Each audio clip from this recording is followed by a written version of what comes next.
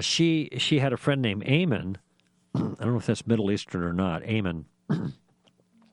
But he had challenged her by saying that Christianity would not be as large a religion as it is if it wasn't because of Constantine. Because Constantine, his understanding, this would be 4th century, the emperor of Rome, of the Roman Empire, if he had not forced it to be a religion in his rule, there wouldn't be such as wide a spread of Christianity. So the charge is, well, Christianity is only popular because there was an emperor, became a Christian, forced everybody else to be a Christian, so then it spread all around, and kind of that's why it's like it is.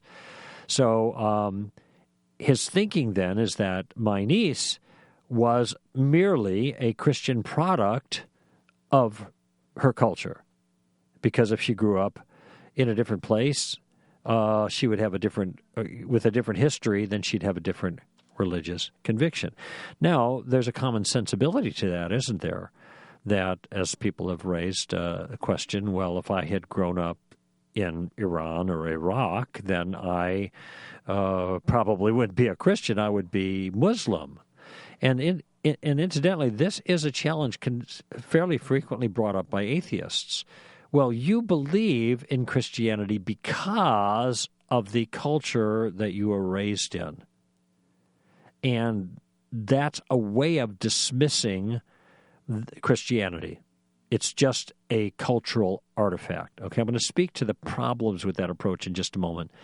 But in any event, I needed to correct, as I responded to her, some of the history. Constantine came beginning early 4th century, so you have 300 years or so, 100, 200, 300, maybe 400 years after Jesus.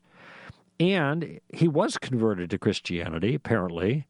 And what this resulted in, now I'm just giving you history right now, is it resulted in the centuries-old persecution of Christians ending. Okay, Diocletian came before him. He was a terrible persecutor of Christians.